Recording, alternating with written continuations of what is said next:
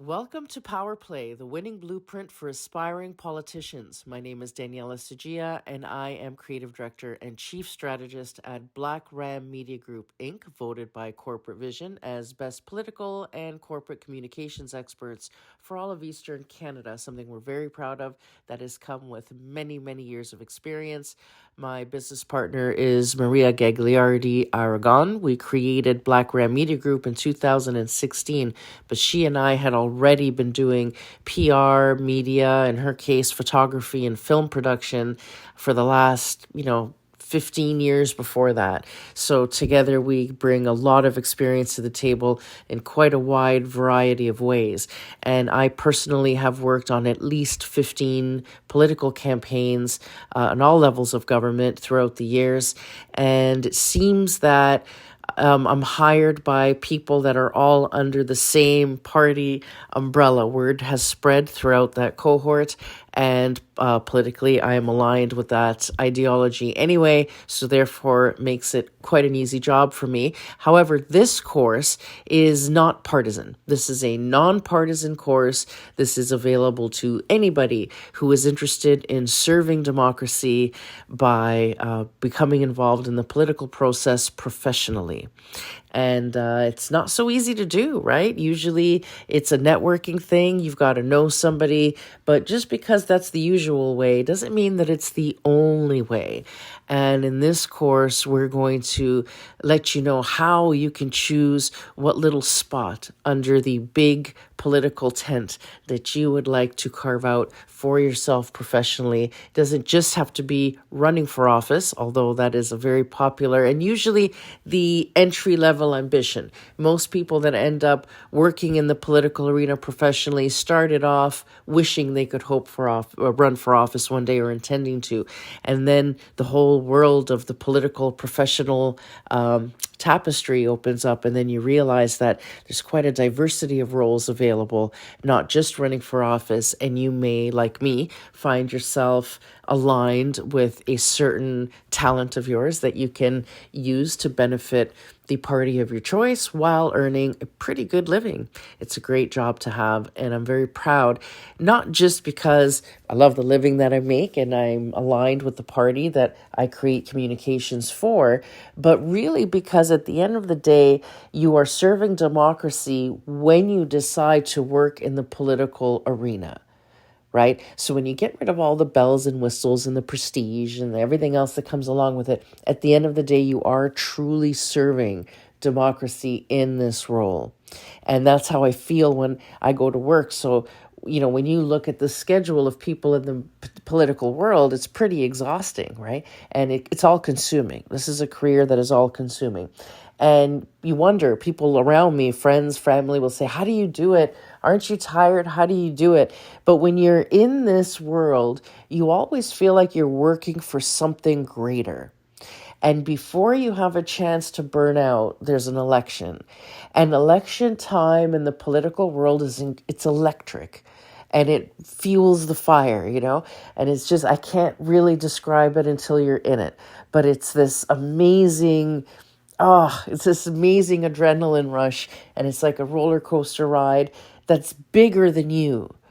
And it matters not just because you get to win a thing or the party you like gets to win, but because what's happening is people are choosing in this moment what direction the country's going to go in, and you provide the platform for them to do that. So if it wasn't for the work you and everybody else in the political system did every day, the garbage wouldn't be picked up, there wouldn't be healthcare, there wouldn't be law and order, there would be absolute chaos. So as much as sometimes we like to disparage the political world, or we get disillusioned when we see toxicity or corruption or things of that nature, at the end of the day, the garbage is still getting picked up on time. Everything is still moving, and we're still relatively safe as a society, at least compared to other places of the world where there is extreme conflict and extreme crime. We're not doing so bad in Canada. And you getting involved professionally in this, right? You're helping keep that stable. You are truly serving democracy in a time when democracy is actually under attack.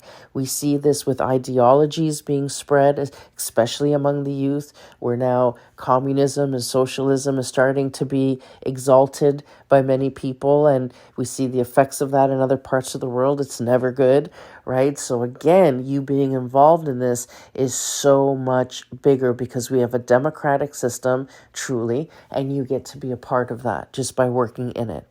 So congratulations for being here. Now, here's the great news. There is no way for this course to be a waste of money, because even if after taking this, the cards don't work out for you and you don't end up in office, or you don't end up running for office, you decide to change your mind and go in a different direction, the stuff that you will be learning throughout this course is completely transferable to any other professional area of your life. Because the beginning, first of all, let's describe the nature of this class or how it's going to be laid out for you. There's kind of two components to it, and they feed into each other. The first thing we're going to do is we're going to set up your foundation. So, I'm sure when you sign up for this course, there's a part of you that's like, okay, teach me how to read a poll. How do I choose my slogan? And you're going to want to get right to that stuff. And I'm going to say to you that there's a different path to take. You're not ready for that part yet, unless you already have it. But even then, I might suggest holding off on the slogan choosing right now until you're actually in the moment of running for office. So here's what actually inspired this course. But this will explain to you why I created it the way I did. So the first part of the course, like I said, is foundational knowledge. It's mindset building. It's disillusionment erasing, right? So this is your big reality check. So first, we're going to try and talk you out of politics by giving you a big reality check as to what your life will actually practically be like working in this arena, okay? Then once we've decided that you're a masochist and you want to continue along this path, then fantastic. Then we're going to give you the foundation to set up your lifestyle and to set up your mindset to be actually successful in this. And not just successful in terms of winning an election when you decide to run it. I'm talking about successful within the party of your choosing. How are you going to get noticed? How are you going to handle the grind? How are you going to handle all the rejection and the, Shark Tank you've got to swim in? How is that going to work for you?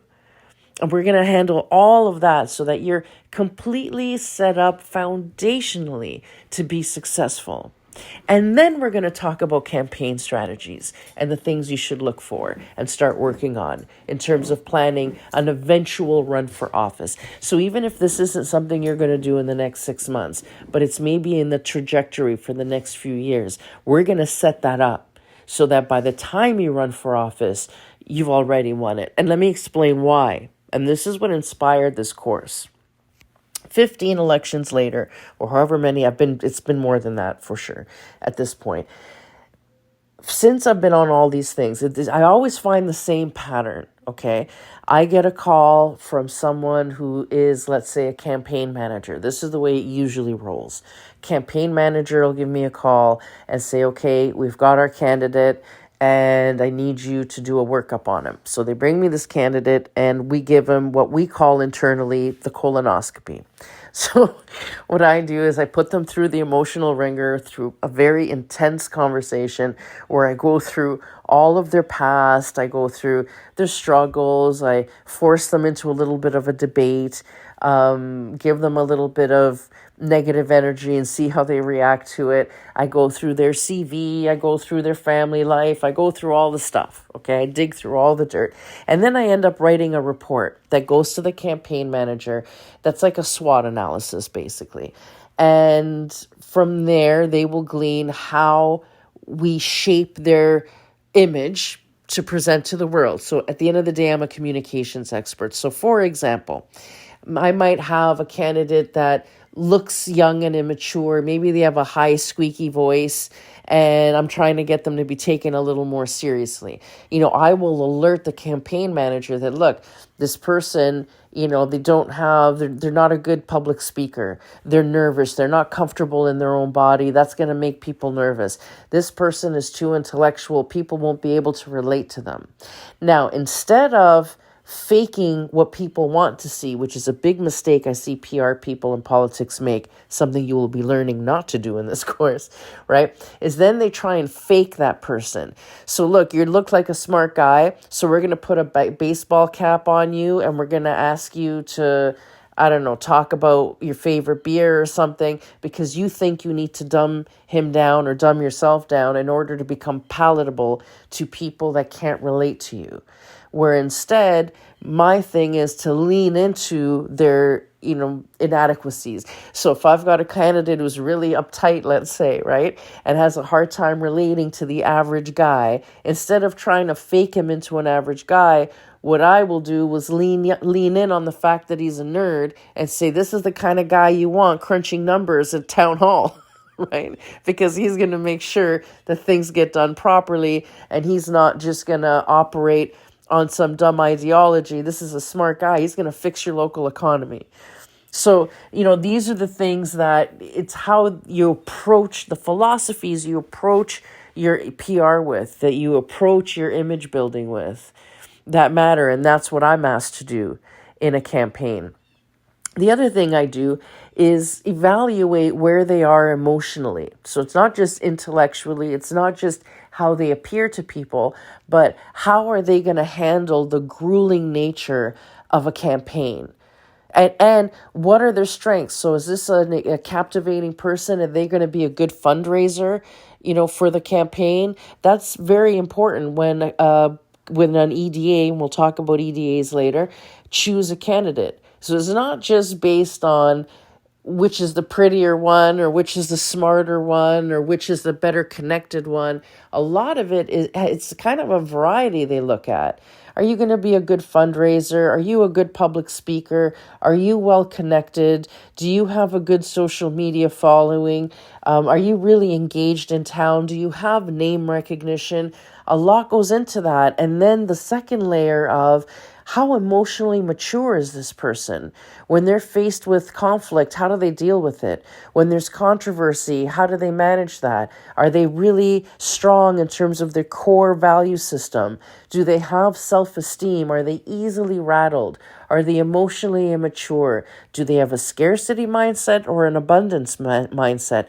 That's so important. I gave it its own class in this course. So I have to kind of pick the person apart and figure them out. And here's my big issue and what at the end of the day inspired this course. So I get these people, I analyze them all, and I realize that 98% of them are not emotionally ready, do not have the proper mindset, or they don't have the awareness of the reality about what they're going to walk into. And whether you're prepared or not, running for office or being in the political world, period, is one of the most stressful things you will ever do, and laborious. So if you don't know that going in, or you go in thinking it's going to be one way, and then you find it's going to be something totally different, having that level of disillusionment happen to you right when you begin the most stressful thing you've ever done is a recipe for disaster, which then means that I find, the beginning part of the campaign, when I want my candidate out and making a huge splash, instead, they're stuck like a deer in headlights, and then I'm forced to try and give them 10 years of emotional preparedness, condense that kind of, support into a 2-week cycle. Because remember, an election cycle is only 6 weeks, and we might have just a few weeks notice. So now I have complete, 2 weeks to get someone who's completely mind melted or mind blown and thinking, what? I didn't know it was going to be like this. What do you mean? What do you mean? And now all of a sudden they're upset, they're disillusioned, they're scared, they're nervous. Expectations they weren't prepared for, even physically, much less emotionally. And now they're a big hot mess. And now I have to take that hot mess, through a 6-week election campaign, which means instead of being a communications expert and maximizing every single moment of those 6 weeks to do a stellar comms job, I spend half my time playing psychiatrist, which isn't cool because I'm not one, right? So I have learned to become very good at coaching people through emotional growth and maturity because I've had to, in order to have candidates blossom and thrive in the political environment instead of completely combusting or sabotaging themselves. So I thought, wouldn't it be nice?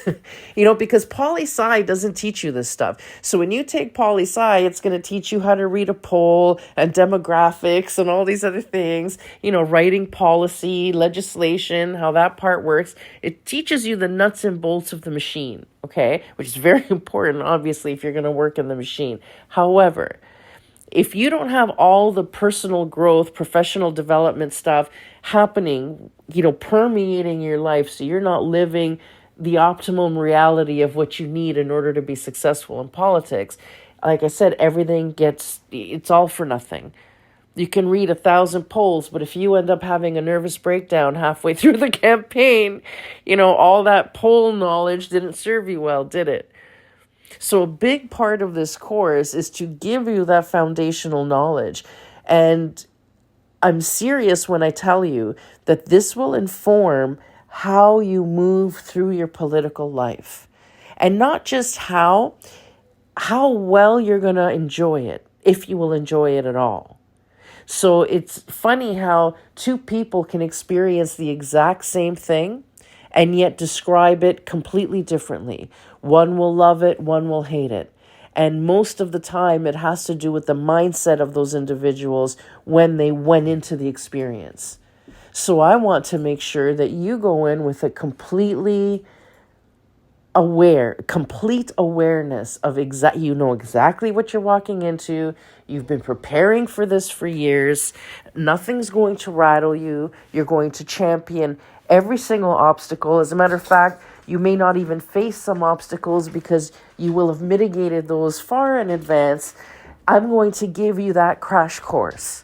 Those 2 weeks that I spend with candidates before an election when they're completely disillusioned, I'm going to tell you all the wisdom they pay big money for from me to learn. And you got it with this, very affordable price. And the reason I did, because I have an ulterior motive for this course. Sure, I do wish you all the success in the world. Regardless of what party banner you choose, at the end of the day, you're serving democracy, like I said. But I would like to reverse that pattern. So the next big star that comes to me, I want them to be ready. Daniela, I took your course. I did the stuff. I've got everything going. I'm ready. I want to take it to the next level. That's what I want. I want to help you get noticed by the party of your choice. I want it so that you're not hoping people take you seriously and hoping that maybe they'll let you apply and maybe, you might become the candidate. If that's what you want, I want it so that they're banging on your door and people are begging you to run before you even tell them you want to. That's what I'm out to do for you. And these foundational skills are to get you ready to do the hardest job there is to do beyond maybe being a first responder or something like that. So unless you are in military or a first responder, working in politics is incredibly emotionally grueling. Now, it used to be that it was only emotionally and mentally grueling. Now it has become physically unsafe as well, because people have become unhinged. So if you are now mentally prepared to do the hardest job there is beyond, like I said, dangerous first responder stuff, military stuff, that sort of thing. I'm talking about corporate governance, bureaucracy kind of job, right? This is the toughest and most emotionally grueling because of just the nature of the environment. Governing is hard. Even on its best days, without the antagonism and the media and all that stuff, the polarized environment culturally that we're in, even without all of that, the job is really hard. So if I'm telling you that at the end of this course, you will be mentally and emotionally prepared, plus have the awareness of what it's actually like behind the scenes, so that when you're speaking to insiders, you sound informed.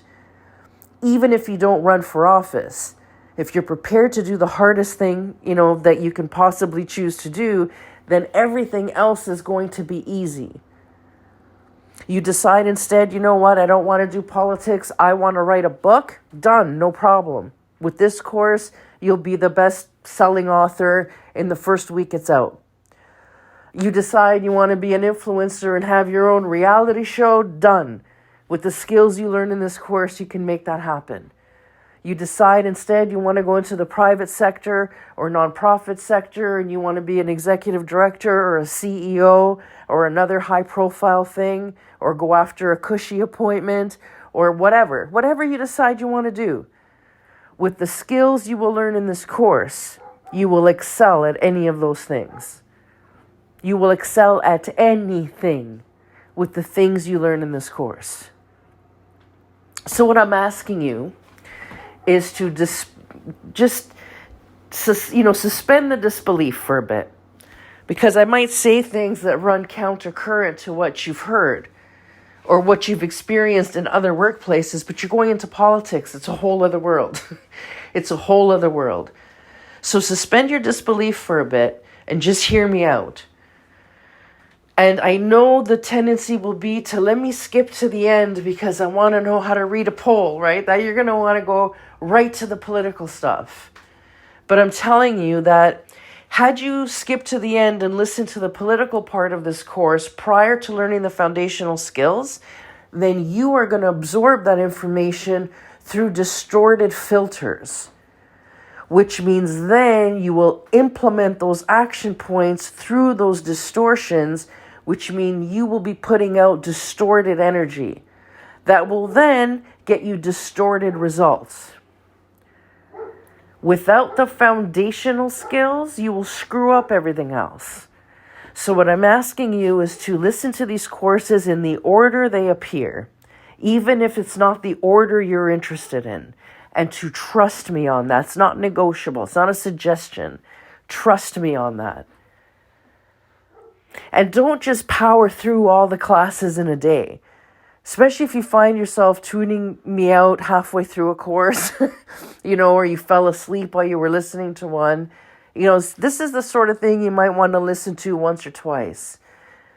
And then when you stop the class, so when you've listened to a class, observe. Because some of this stuff may not apply to you, but may describe other people that you will have to contend with.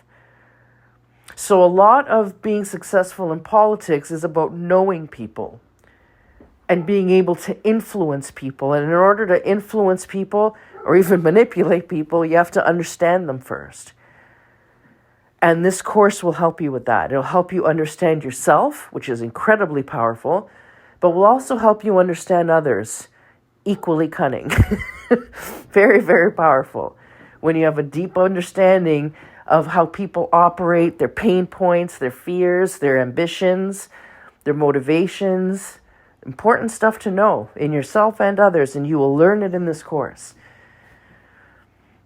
So take your time, go through it, ignore the occasional swear word, because that's been known to happen in the political world, and it's been known to happen in my classes. So ignore that when it happens, and really try and take in the information and let it recalibrate you.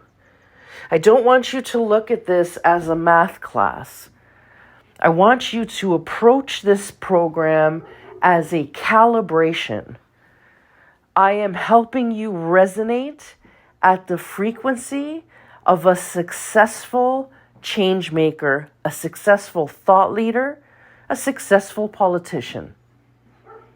I am helping you cultivate that gravitas, and that happens through allowing yourself to be calibrated with the information that I'm sharing with you.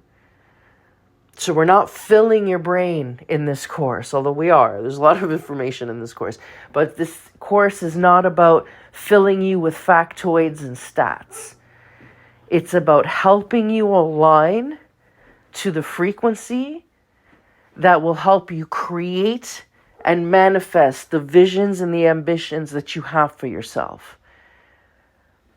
It's about manifestation. That's what this class at the end of the day really is, and how to calibrate to the level to help you achieve that.